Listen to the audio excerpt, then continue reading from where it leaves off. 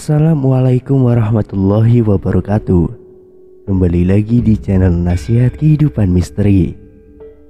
Pada video kali ini saya akan membahas tentang Nusantara, pusat peradaban dunia. Tentang peradaban Jawa dikaitkan dengan kiprah Bani Israel.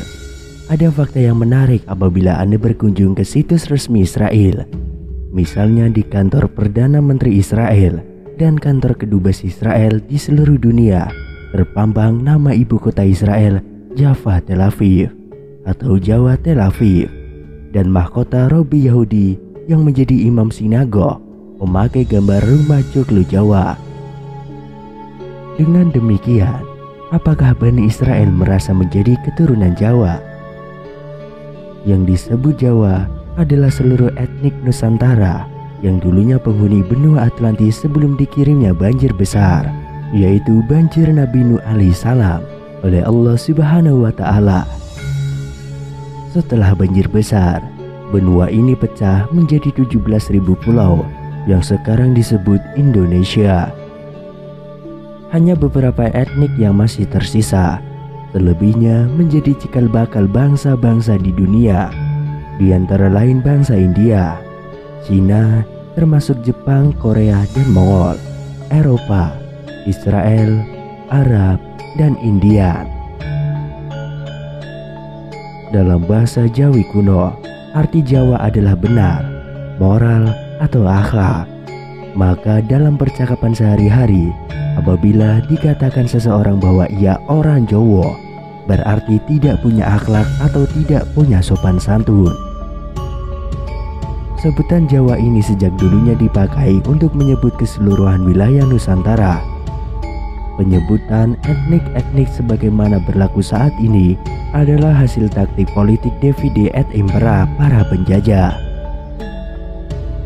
Sejak zaman benua Atlantis, Jawa memang menjadi pusat peradaban karena dari bukti-bukti fosil manusia purba tertua di seluruh dunia, sebanyak 6 jenis fosil, 4 diantaranya ditemukan di tanah Jawa.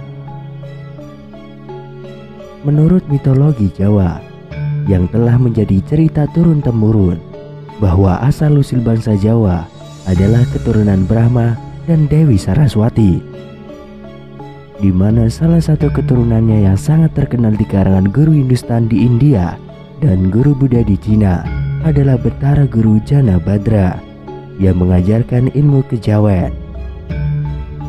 Sejatinya, ilmu kejawen adalah ilmu akhlak yang diajarkan oleh Nabi Ibrahim alaihissalam yang disebut dalam Al-Quran Milatul Ibrahim dan disempurnakan oleh Nabi Muhammad SAW dalam wujud Al-Quran dengan bahasa asli Arab.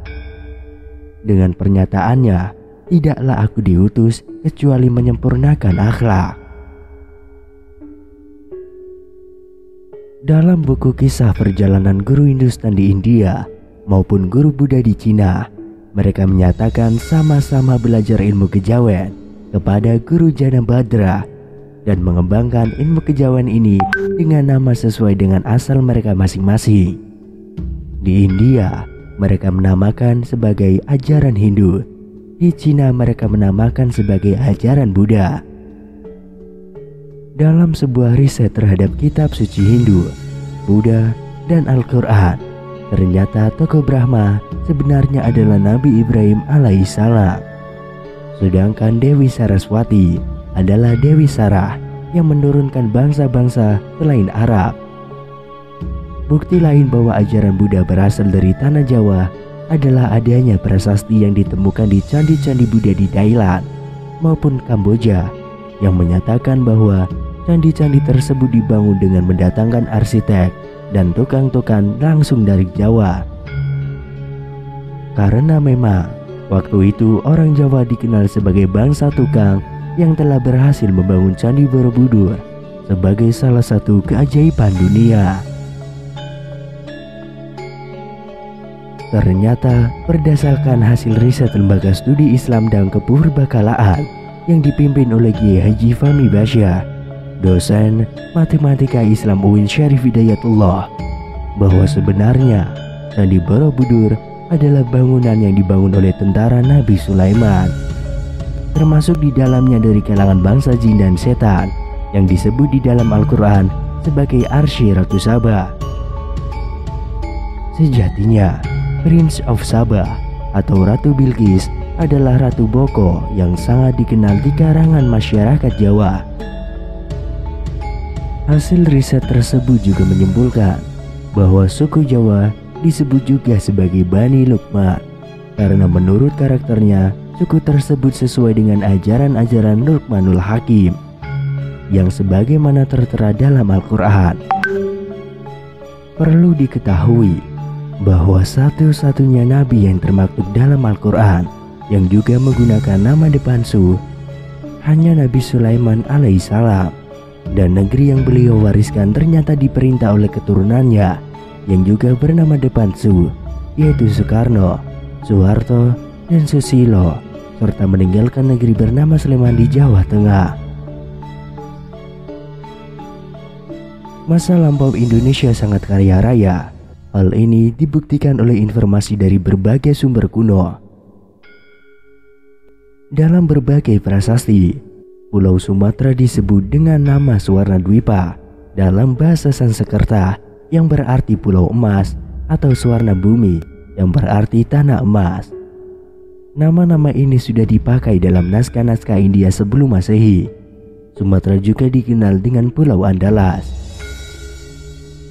Pada masa dinasti ke-18 Fir'aun di Mesir, sekitar 1567 sebelum Masehi sampai dengan 1339 sebelum Masehi, di pesisir barat Pulau Sumatera telah ada pelabuhan yang ramai dengan nama Barus. Di samping Barus, di Sumatera juga terdapat kerajaan kuno lainnya.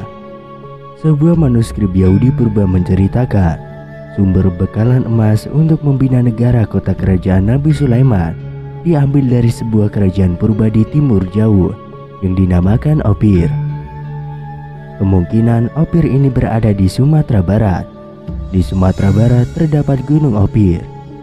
Gunung Opir dikenal juga dengan nama Gunung Talamau, yang merupakan salah satu gunung tertinggi di Sumatera Barat yang berada di daerah Pesaman.